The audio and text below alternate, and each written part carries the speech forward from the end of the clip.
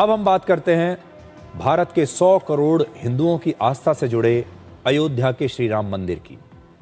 लेकिन राम मंदिर आजकल विवादों में है। राम मंदिर में चढ़ावे की चोरी को लेकर आज की बड़ी खबर यह है कि आज यूपी पुलिस ने इस मामले में एफआईआर दर्ज कर ली है। मतलब मामला अब बहुत गंभीर हो गया है और इस एफआईआर में 8 लोगों के नाम हैं, जिसमें 6 कैशियर हैं जो राम मंदिर में चढ़ावे की गिनती किया करते थे।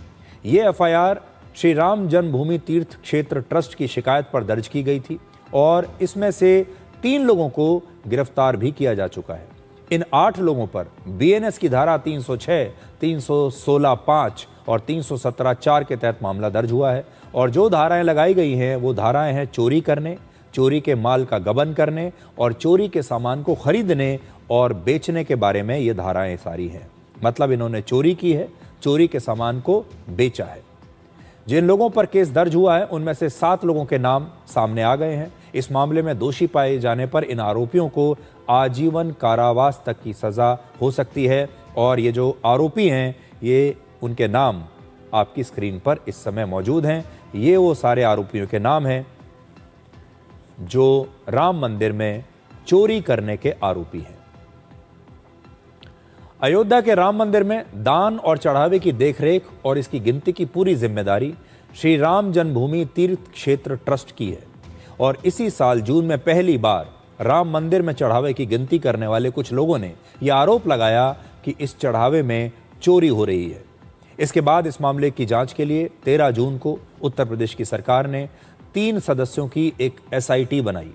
एसआईटी ने 23 जून को उत्तर प्रदेश मुख्यमंत्री के कार्यालय को रिपोर्ट सौंप दी और रिपोर्ट सौंपने के एक दिन के बाद ही आज इस मामले में एफआईआर दर्ज हो गई और गिरफ्तारियां भी शुरू हो गई हैं।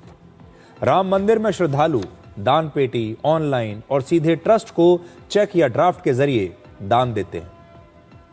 राम मंदिर में हर रोज लगभग 2 लाख श्रद्धालु दर्शन के लिए आते हैं औसतन। इसीलिए दान की जो गिनती है वो 2 शिफ्टों में की जाती है। दान और चढ़ावे की जो गिनती है वो पहली शिफ्ट सुबह 8 बजे से दोपहर 2 बजे तक होती है और दूसरी बार गिनती जो होती है वो दोपहर 2 बजे से रात 8 बजे की शिफ्ट में होती है। हर बार चढ़ावे की गिनती में 20 कर्मचारी तैनात रहते हैं और इस दौरान सीसीटीवी से इस पूरी प्रक्रिया की रिकॉर्डिंग भी होती है। जिन लोगों पर एफआईआर दर्ज हुई वो भी ऐसे ही उन 20 कर्मचारियों में से थे जिन पर चढ़ावे की गिनती और उसके देखरेख की जिम्मेदारी थी। यानी राम मंदिर में जो पैसा, गहने, सोना चांदी चढ़ावे में आ रहे थे, ये लोग सीधे तौर पर उससे जुड़े थे। ये लोग उसे गिनते थे, उसको रखते थे कहाँ संभाल कर रखना है और उसी दौरान ये उसमें से कुछ पैसा निकाल लिया करते थे, ये उसमें से चोरी कर लिया करते थे। राम मंदिर में हर रोज लाखों रुपए का चढ़ावा आता है। वित्त वर्ष 2024 और 25 में राम मंदिर में कुल मिलाकर 153 करोड़ रुपए का चढ़ावा आया। अब आप सोचिए, इस 153 करोड़ रुपए की जो बात ये आ रही है, असल में ये 153 करोड़ है या 180 करोड़ है, 200 करोड़ है, 170 करोड़ है, कितना है अभी कोई नहीं जानता। हो सकता है कि ये जो 153 करोड़ का आंकड़ा है ये भी चोरी चकारी करने के बाद का आंकड़ा हो। जब इतनी बड़ी संख्या में चढ़ावा आ रहा है, पैसा आ रहा है, उसमें से कुछ लाख या कुछ करोड़ रुपए इधर से उधर कर लेना कोई बड़ी बात नहीं है। बड़ी बात क्या है?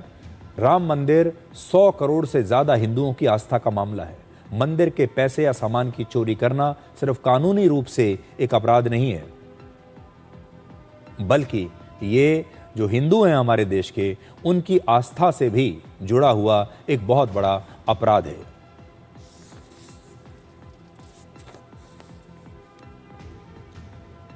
अगर गिरफ्तार किए गए लोगों से अच्छे से पूछताछ की जाए तो यह पता चलेगा कि इन्होंने एक महापाप किया है, तो उन्हें कानून के मुताबिक सख्त से सख्त सजा मिलनी चाहिए, जिससे भविष्य में कोई भी व्यक्ति ऐसा महापाप करने की हिम्मत ना जुटा सके। लेकिन देश के जो 100 करोड़ हिंदू हैं वो ये जरूर जानना चाहते हैं कि इन लोगों ने ये जो पाप किया है, महापाप किया है राम मंदिर में, ये कैसे हुआ और ये कैसे हम सुनिश्चित करेंगे कि इसके बाद जो श्रद्धालु यहाँ पर दोबारा से चढ़ावा देंगे, दान देंगे, अपनी श्रद्धा के हिसाब से भगवान श्री राम के चरणों में वो पैसा छोड़कर जाएंगे, सोना चांदी छोड़कर जाएंगे, ये कैसे सुनिश्चित होगा कि इसमें इसके बाद और कोई महापाप नहीं किया जाएगा। इसलिए ये एक बहुत गंभीर खबर है और हिंदुओं की जो आस्था इसकी वजह से जिसे ठेस पहुंची है उसे दोबारा से लाना बहुत मुश्किल होगा, उस विश्वास को दोबारा से पैदा करना बहुत मुश्किल काम है।